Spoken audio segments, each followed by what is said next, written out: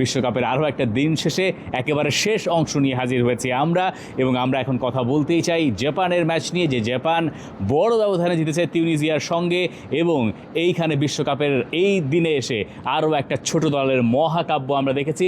তবে আমরা বিশ্বকাপের নতুন এক মাইল ফলক দিয়ে শুরু করতে চাই। বিশ্বকাপ 1000তম ম্যাচে পৌঁছেছে জাপান এবং তিউনিজিয়ার ম্যাচ দিয়ে। বিশ্বকাপের ইতিহাস সূচনা হয়েছিল যেখান থেকে আমরা 1000তম ম্যাচে ফিরলাম।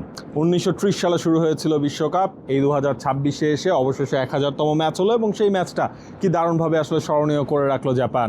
যেই জাপান তারা যোগ করি ইন্টারেস্টিং ফ্যাক্ট, যে এই যে জাপান যে 4 গোল দিল, বিশ্বকাপের প্রথম ম্যাচ 13 জুলাই যখন হয়েছিল 1930 সালে, যেটা ছিল ফ্রান্স এবং মেক্সিকোর ভেতরে, সেই ম্যাচেও ফ্রান্স 4টা গোল দিয়েছিল। এবং এই যে 1000তম মানে ম্যাচ আমরা পার করে ফেললাম, পরের বছর বিশ্বকাপে এইটাই তো সেলিব্রেট করা হবে, তাই না?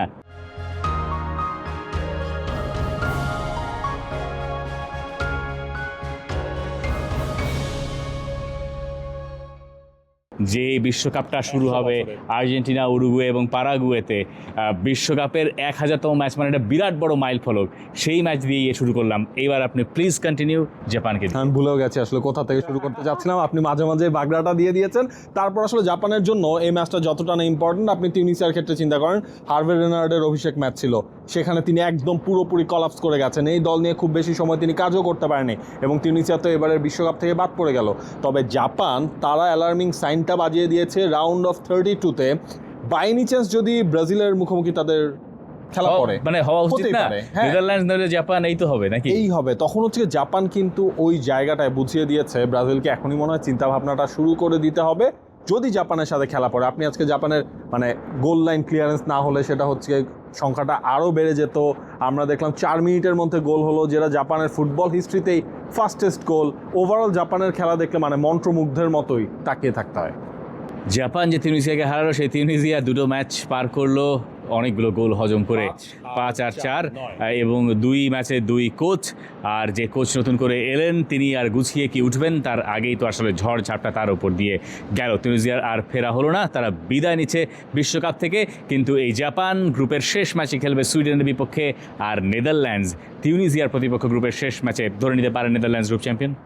এবং এই গ্রুপের এখন পর্যন্ত যে স্ট্যান্ডিং, নেদারল্যান্ডসের 4 পয়েন্ট, জাপানের 4 পয়েন্ট এবং সুইডেনের 3 point. So anything can happen. এবং সেখানে গোল ব্যবধান 2 দল এই দিনে বাড়িয়ে নিয়েছে। নেদারল্যান্ডসও যা করছে, জাপানও তাই করেছে। কেউ কারো চেয়ে কম যায়নি। 1000তম ম্যাচটাই নতুন এক গল্পই দেখেছে। এবং এই 1000তম ম্যাচ ছোঁয়ার আগে 999তম ম্যাচে আরও একটা গোলকিপারের গৌরব গাথা দেখেছে বিশ্বকাপ, এবং আরও একটা ছোট দলের মহাকাব্য। এবং সেই দলটা হচ্ছে কুরাসাও। সেই কুরাসাও বিশ্বকাপের ইতিহাসে এই প্রথম তারা পয়েন্ট আদায় করে নিল। এলয় রম তিনি আসলে পয়েন্টটা আদায় করিয়ে দিলেন কুরাসাওকে। যেই দেশটার লোক সংখ্যা 1.5 লাখের মতো, সেই দেশটার এই গোলকিপার 15টা অন টার্গেট অ্যাটেম্প সেভ করেছে ইকুয়েডরের বিশ্বকাপে। অন টার্গেটে বা গোলের জন্য 15টা চেষ্টা করে কোনো দল একটাও গোল করতে পারেনি। এমন ঘটনা কিন্তু এর আগে কখনো কেউ দেখেনি। 999তম ম্যাচে এসে সেটাই দেখলো ইকুয়েডর। যে স্টেডিয়ামে খেলা হয়েছে, সেই স্টেডিয়ামে প্রায় পুরো দেশটাই ঢুকে যেতে পারে। মানে গ্যালারিতে বসিয়ে দিলে আরেকটা 2-3টা গ্যালারি অ্যাড করলে পুরো দেশের জনসংখ্যা ওই স্টেডিয়ামে শেষ করে দেওয়া যায়।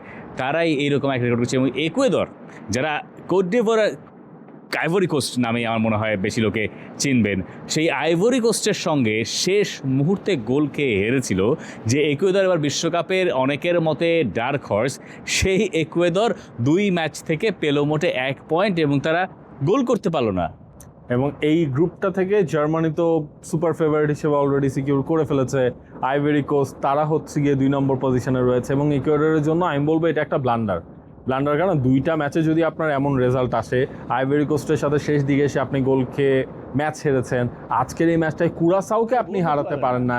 মানে এনার ভ্যালেন্সিয়ার আমার মনে হয় মানে ইকুয়েডররা অনেক হাই হোপস ছিল এনার ভ্যালেন্সিয়াকে নিয়ে, বাট বয়সও হয়ে গেছে। এই জিনিসটা আমার মনে হয় এনার ভ্যালেন্সিয়ার ওই যে গোল কমপ্লিট না করতে পারার রেশিওটা দেখে এখন ইকুয়েডরের বলতে সমস্যায় হবে। পুনরায় রয়ে গেল যে তারা গোল খায় না, কিন্তু তারা গোলও দিতে পারছে না, এবং গোল করতে না পারলে আপনি ম্যাচও জিততে পারবেন না।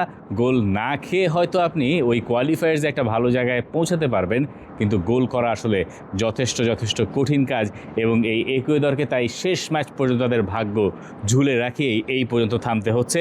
আর এই ছিল আমাদের এই BRAC bank presence world cup round আপের এই দিনটা। আপনি আমাদেরকে জানাতে পারেন কমেন্ট সেকশনে আপনার কাছে সেরা মুহূর্ত ছিল কোনটা। For more updates, subscribe to our YouTube channel and click on the bell icon. Follow us on Facebook and Instagram. Download T-Sports app to enjoy exciting games and highlights.